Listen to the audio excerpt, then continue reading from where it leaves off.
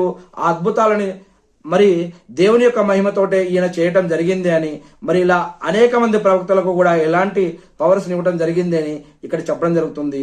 మరి ఇలా పుట్టిన వెంటనే ఉయ్యాలలో ఉండంగానే ఆయన మాట్లాడటం జరిగింది. పుట్టుకతోటే మరి ఆయన పుట్టిన కొద్ది రోజులకి ఆయన గుడ్డి వారిని, కృష్టి వారిని దేవుని యొక్క ఆజ్ఞతోటి స్వస్థతపరచడం జరిగింది. వ్యాధిగ్రస్తులకు నయం చేయడం జరిగింది. చనిపోయిన వారిని బ్రతికించడం కూడా జరిగింది. మట్టితో పక్షి బొమ్మను చేసి దానిని ఊది అది అల్లా యొక్క ఆజ్ఞతో నిజమైన పక్షిగా మారడం కూడా జరిగింది. మరి గమనించాల్సిన విషయం ఏంటంటే ఈ అద్భుతాలన్నీ కూడా ఆయన సొంత శక్తితో కాకుండా దేవునిని ప్రార్థించి అల్లా యొక్క అనుమతితో ఇవి చేశారు అని ఖురాన్లో స్పష్టంగా చెప్పడం జరుగుతూ ఉంది. ఇలానే ఇబ్రాహీం అలైహిస్సలాం గారు, అబ్రహాం అనబడే ఇబ్రాహీం అలైహిస్సలాం గారు కానీ ఇంకా అనేక మంది ప్రవక్తల విషయంలో కూడా అనేక అద్భుతాలు జరిగాయి. ఇవన్నీ కూడా అల్హమ్దులిల్లా.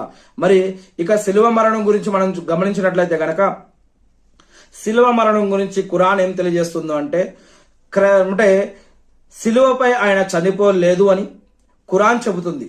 శత్రువులు ఆయనను చంపడానికి ప్రయత్నించినప్పుడు అల్లా సుమార్తలో ఒక అద్భుతాన్ని అక్కడ చేయడం జరిగింది.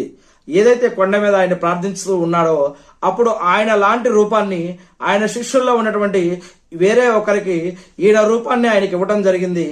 ఆ శిష్యులు అతన్ని యేసుక్రీస్తేమో యేసు ప్రభు అని, ఈసా అలైహిస్సలాం గారు అని అతన్ని తీసుకెళ్లడం జరిగింది అని, ఈయన రూపాన్ని వేరే వారికి ఇవ్వడం జరిగిందని, ఈ యొక్క అసలైన యేసుక్రీస్తు గారిని మరి ఈ యొక్క ఈసా అలైహిస్సలాం గారిని దేవుడు కొంతమంది అక్కడ ఉన్నటువంటి శిష్యులు చూస్తూ ఉండగానే ఆయన పైకి ఆకాశంలోకి తీసుకువెళ్ళటం జరిగింది అని ఇక్కడ ఖురాన్లో తెలియజేయడం జరుగుతూ ఉంది. మరి వారు నిజంగా ఆయనను వారు చంపలేదు, ఆయన సిలువ కూడా వేయలేదు అని, కానీ వారి కోసం వేరొకరిని ఆయన పోలికలో ఉంచడం జరిగింది అని నిశ్చయంగా అల్లా ఆయనను తన వైపుకు లేపుకున్నాడు అని ఖురాన్లో 4వ అధ్యాయం 157, 158 వాక్యం సూర అన్-నిసా 4వ అధ్యాయంలో చెప్పడం జరుగుతుంది.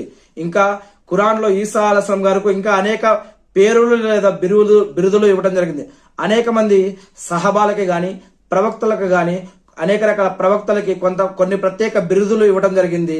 మరి సిద్దికీన్ అని లేదా ఇంకా అనేక రకాల పేర్లు ఇవ్వడం జరిగింది. అలానే ఈ యొక్క ఈసా అలైహిస్సలాం గారికి ఎక్కువగా మసీహ్ అని, కలిమతుల్లా అని ఇంకొక పేరు, మరి ఆయన గురించి రూహుల్లల్లా అని, ఈ విధంగా అంటే అల్ మసీహ్ అంటే రక్షకుడు లేదా అభిషక్తుడు అని, కలిమతుల్లా అంటే అల్లా యొక్క వాక్కు అని, మరియు రూహులల్లా అంటే అల్లా